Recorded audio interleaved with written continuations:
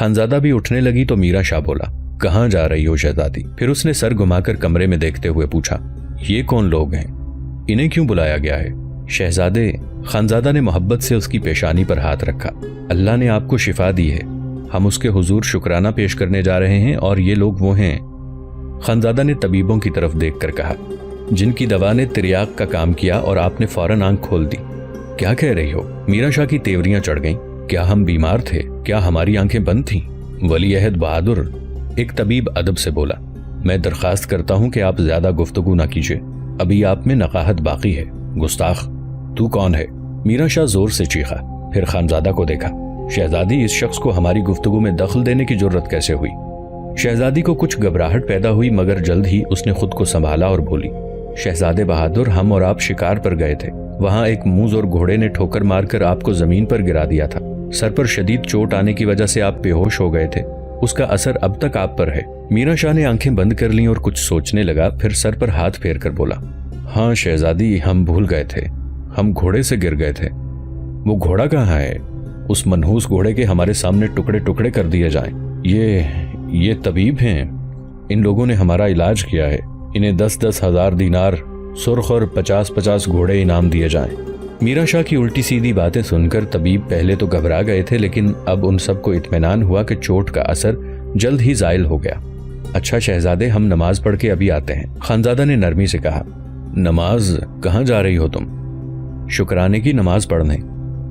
हम पूछते हैं तुम कहाँ जा रही हो? शहजादी ने हैरत से मीरा शाह को देखा, फिर फौरन ही संभल गई और उसके पास बैठते हुए बोली, हम आपको छोड़कर कहाँ जा सकते हैं? हम यहीं बैठे हैं, आप आराम फरमाइए। मीरा शाह ने आंखें बंद कर लीं और बोला, वो मनहूस घोड़ा कहाँ है?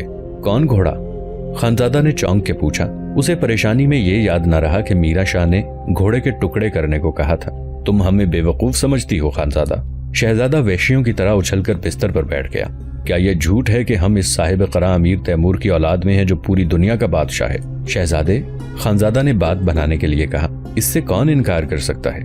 दुनिया जानती है कि आप साहिब क़रा अमीर तैमूर के वली अहद हैं और आप ही तैमूरी तख्तो ताज के वारिस हैं। तुम बहुत अक्लमंद हो खानजादा। मीरा शाह ने बेतुका सा कहकहा लगाया और फिर एकदम संजीदा होकर बोला, वो मनहूस घोड़ा कहाँ है? उसमें बदरू घुसी हुई है, उसका मारा जाना जरूरी है। अभी हाजिर किया जाता है शहजादे, आप आराम फरमाइए। खानजादा सख्त परेशान थी।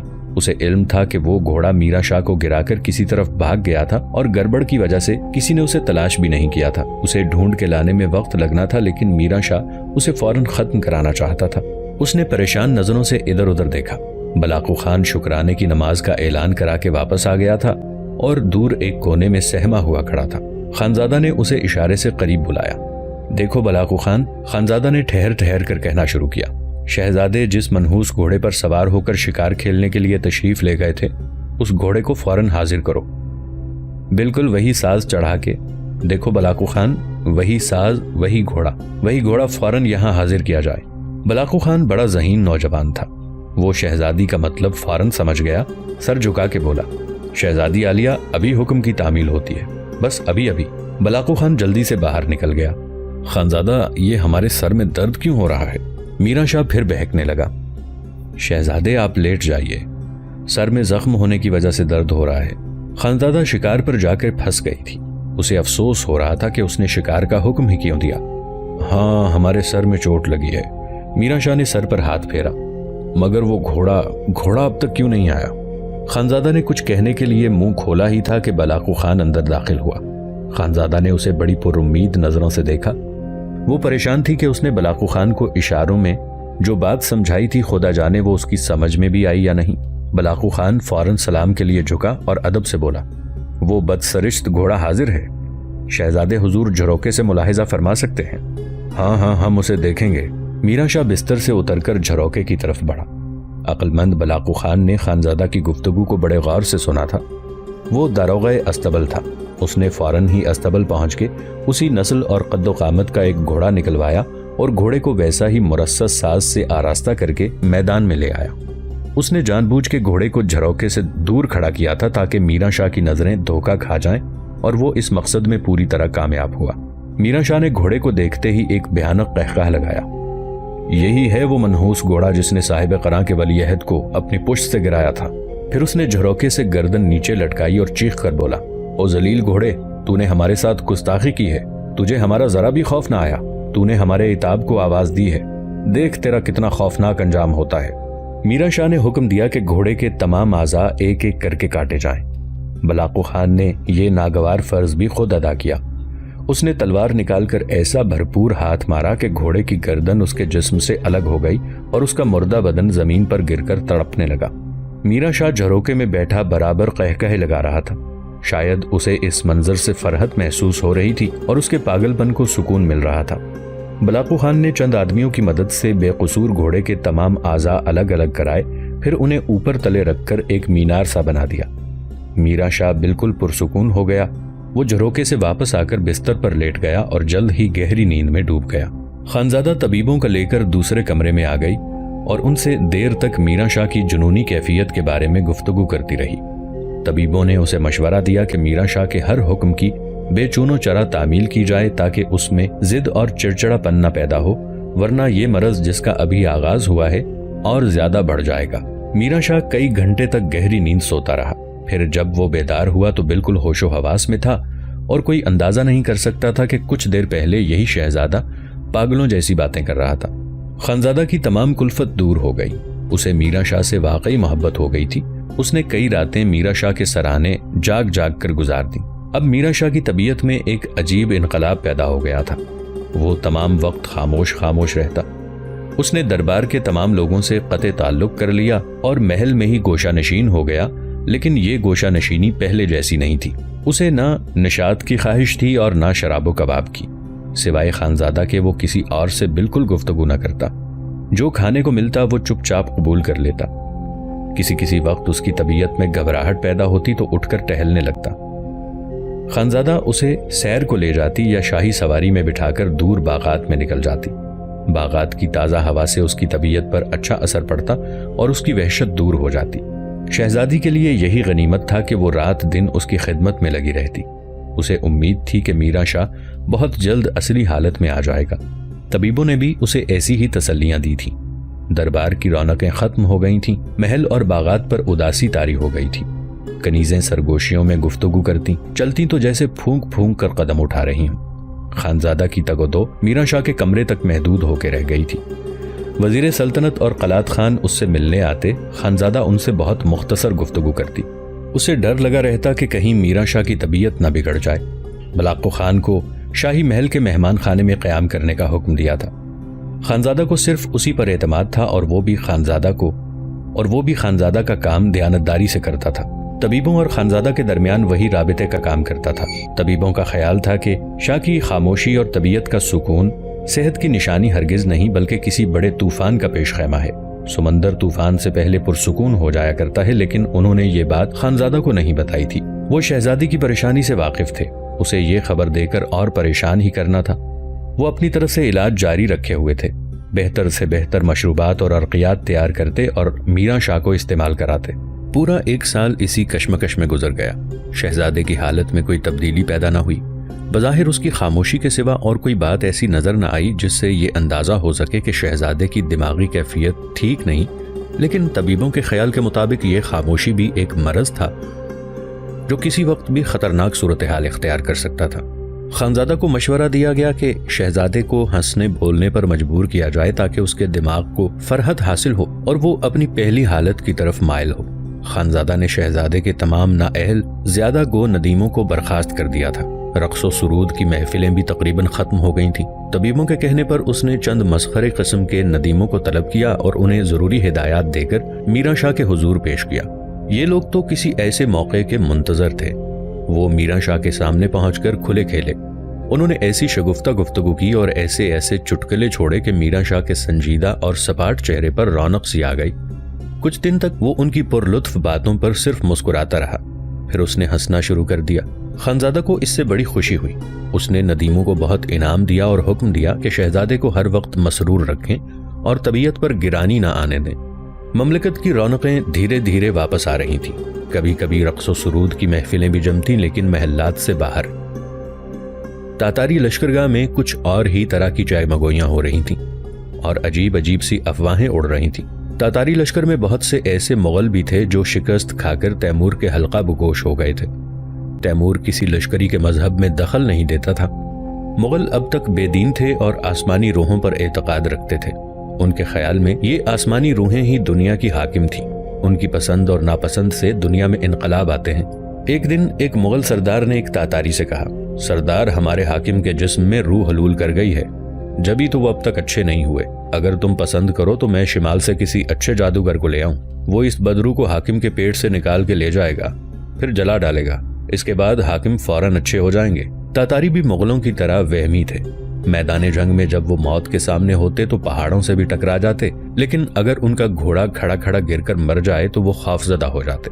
پھر وہ خواہ کتنے ہی اہم مورچے پر قابض ہوں، اسے فوراً منحوس سمجھ کر چھوڑ دیتے تھے اور اس کی طرف پلٹ کر بھی نہ دیکھتے تھے۔ مسلمان ہونے کے بعد ان میں تغیر پیدا ہوا تھا اور ان کے توہمات بھی کم ہو گئے تھے۔ یہ سردار بھی مسلمان تھا۔ اس نے مغل سردار کی بات غور سے سنی، پھر ٹھنڈی سانس لے کر بولا، یہ بات نہیں ہے مغل خان، دراصل امیر صاحب قراں ہمارے حاکم سے ناراض ہیں، اسی لیے خدا شہزادے کو سزا دے رہا ہے۔ ایک دوسرے تاتاری نے اس بات میں اور قوت پیدا کرنے کے لیے کہا، بالکل یہی بات ہے، شہزادے کو خدا کی طرف سے سزا مل رہی ہے۔ تم نے دیکھا نہیں، جب شہزادہ گھوڑے سے گرا تھا تو پہلے اس کا سر زمین سے ٹکرایا تھا، یہ سزا کی نشانی ہے، اسی وجہ سے تو وہ پاگل ہو گیا ہے۔ کیا ہمارے امیر کو اس بات کی خبر ہو گئی ہے؟ مغل نے دخل دیا، ہمارے امیر دنیا کے بادشاہ ہیں، وہ اس وقت عراق کو فتح کرنے گئے ہیں۔ تاتاری نے لاپرواہی سے کہا، گویا یہ کوئی ایسی عام بات نہیں جس کی خبر تیمور کو ہونا ضروری تھی۔ مغل کو اطمینان نہ ہوا، اس نے کہا، شہزادے بہادر ولی عہد ہیں، ہمیں ان کے لیے کچھ نہ کچھ تو کرنا چاہیے۔ اگر سپہ سالار حکم دیں تو میں عراق جا کر امیر کو خبر کر دوں، ہمیں ان باتوں سے کوئی مطلب نہیں۔ تاتاری نے کہا، ہمارا تو فرض یہ ہے کہ شہزادے کے ہر حکم کو مانتے رہیں، اور بس، آخر وہ ہمارے امیر کے بیٹے ہیں۔ مغل اپنا سا منہ لے کر رہ گیا۔ اسے کیا معلوم تھا کہ تاتاری امیر تیمور کے بیٹوں کی بھی اسی طرح عزت کرتے ہیں، جو عزت و تکریم ان کی نظر میں امیر تیمور کی تھی۔ شہزادے کے لیے وہ جان بھی دے سکتے تھے، لیکن اس کے صحیح یا غلط حکم سے انکار نہیں کر سکتے تھے۔ یہی وجہ تھی کہ تبریز کے حالات کی تیمور کو کئی سال تک کوئی صحیح خبر نہ مل سکی۔ دوسرے سال خانزادہ کے بطن سے میرا شاہ کا ایک بیٹا پیدا ہوا جس کا نام امیر زادہ قراخیل سلطان رکھا گیا۔ امیر زادے کی پیدائش پر خوب جشن منایا گیا۔ اس وقت میرا شاہ پر پاگل پن کا دوسرا دورہ پڑا تھا۔ ہر بات بخیر و خوبی ہوئی۔ خانزادہ نے بچے کی پیدائش کی اطلاع امیر تیمور کے پاس سمرقند بھیجی۔ تیمور کسی اہم مہم پر جانے کی تیاری کر رہا تھا، اس لیے اس خبر پر زیادہ توجہ نہ دے سکا، لیکن اس نے وعدہ کیا کہ وہ بہت جلد تبریز کا دورہ کرے گا اور امراء اور وزراء کو انعام و کرام سے نوازے گا۔ خانزادہ کے لیے اس نے بیش قیمت جواہرات بھیج دیے اور میرا شاہ کے مرتبے میں 2000 سواروں کا اضافہ کر دیا، یعنی اب میرا شاہ اپنے لشکر میں 2000 سوار اور بھرتی کر سکتا تھا۔ ایک شب اچانک میرا شاہ کا دماغ پھر گھوم گیا۔ خانزادہ ننھے امیر زادے خلیل سلطان کو گود میں لیے اس کے قریب ہی بیٹھی تھی۔ میرا شاہ پہلے تو امیر زادے کو دلچسپی سے دیکھتا رہا اور مسکراتا رہا، پھر معلوم نہیں اسے کیا سوجھی کہ امیر زادے کو خانزادہ کی گود سے لے لیا۔ خانزادہ نے کوئی اعتراض نہ کیا، اس لیے کہ میرا شاہ اب بالکل صحیح و دماغ ہو گیا تھا۔ پھر امیر زادہ اس کا اپنا بیٹا تھا، وہ منع بھی نہیں کر سکتی تھی۔ میرا شاہ بچے کو دونوں ہاتھوں میں لیے مسحری سے اترا۔ خانزادہ بھی خوشی خوشی اس کے پاس آ کھڑی ہوئی۔ وہ سمجھی کہ شاید آج باپ کی فطری شفقت ایک دم جاگ گئی ہے اور میرا شاہ بچے کو کھلانا چاہتا ہے۔ میرا شاہ کچھ دیر بچے کو لے کر ٹہلتا رہا، پھر رک کر بولا، خانزادہ، لوگ کہتے ہیں کہ جو لوگ سر کے بل گرتے ہیں وہ منحوس ہوتے ہیں، تمہارا اس بارے میں کیا خیال ہے؟ یہ سب بے دینی کی باتیں ہیں شہزادے۔ خانزادہ نے اس کے خیال کی فوراً تردید کی۔ شہزادے، اس قسم کے وہم اپنے دل میں نہ لایا کیجیے، خدا جس کو جو چاہتا ہے بنا دیتا ہے، اس میں کسی وہم یا شگون کو دخل نہیں خانزادہ۔ میرا شاہ کی آواز ایک دم تیز ہو گئی، ہم نہیں چاہتے کہ ہمارے بیٹے کو کوئی منحوس کہے، ہمیں لوگوں پر ثابت کرنا ہوگا کہ امیر زادے پر کوئی منحوس سایہ نہیں ہے۔ شہزادے، کس کی مجال ہے کہ امیر زادے کو منحوس کہے؟ خانزادہ غصے سے بولی، ہم ایسے لوگوں کی زبانیں کاٹ دیں گے، تم بے وقوف ہو خانزادہ۔ میرا شاہ زور سے دھاڑا، ہم امیر زادے کا امتحان لیں گے، ہم امیر زادے کو ہوا میں اچھالتے ہیں اور دیکھتے ہیں کہ وہ سر کے بل تو نہیں گرتا۔ نہیں، خانزادہ چیخ مار کر میرا شاہ کی طرف دوڑی، لیکن میرا شاہ بچے کو ہوا میں چھت کی طرف اچھال چکا تھا۔ بچے کی بھی چیخیں نکل گئی تھیں۔ وہ قلابازیاں کھاتا چھت تک پہنچا، پھر اسی طرح نیچے کی طرف گرنے لگا۔ خانزادہ نے بھوکی شیرنی کی طرح میرا شاہ پر جھپٹ کر اسے دھکا دیا اور زمین پر آتے ہوئے امیرزادے کو اپنے ہاتھوں پر روک لیا۔ امیرزادے کے ہاتھوں میں آتے ہی خانزادہ نے اسے سینے میں بھینچ لیا اور بے تحاشا بھاگتی ہوئی کمرے سے دوڑ گئی۔ میرا شاہ پر نہ تو خانزادہ کے دھکا دینے کا کوئی اثر ہوا اور نہ ہی اس کے چیخنے چلانے کا۔ وہ بڑے اطمینان سے مسہری پر جا کر بیٹھ گیا۔ پھر اس نے پشت سے ٹیک لگائی اور آنکھیں بند کر لی۔ خانزادہ امیرزادے کو سینے سے لگائے راہداریوں میں بھاگ رہی تھی اور زور زور سے چلا رہی تھی کہ امیرزادے کو بچاؤ، میرا شاہ پاگل ہو گیا ہے، وہ امیرزادے کو مار ڈالے گا۔ اور پتہ نہیں وہ غصے، جوش اور خوف میں کیا کیا بک رہی تھی اور شاہی محل کے صدر دروازے کی طرف دوڑ رہی تھی۔ خواجہ سراؤں اور کنیزوں نے اسے گھیر لیا۔ وہ حیران نظروں سے خانزادہ کو دیکھ رہی تھی مگر کچھ سمجھ نہیں آ رہا تھا۔ دروازے پر پہنچ کر خانزادہ نے بلاقو خان کو بلایا۔ وہ باہر موجود تھا۔ حکم پاتے ہی گھبرایا ہوا محل کے اندر آیا۔ خانزادہ نے جلدی سے امیرزادہ اس کے ہاتھوں میں دے دیا اور پیچھے کی طرف دیکھتے ہوئے بولی، بلاقو خان، یہ ہماری امانت ہے، اسے کہیں لے جاؤ ورنہ وہ اسے مار ڈالے گا۔ کون ہے وہ؟ بلاقو خان کا ہاتھ شمشیر پر پہنچ گیا۔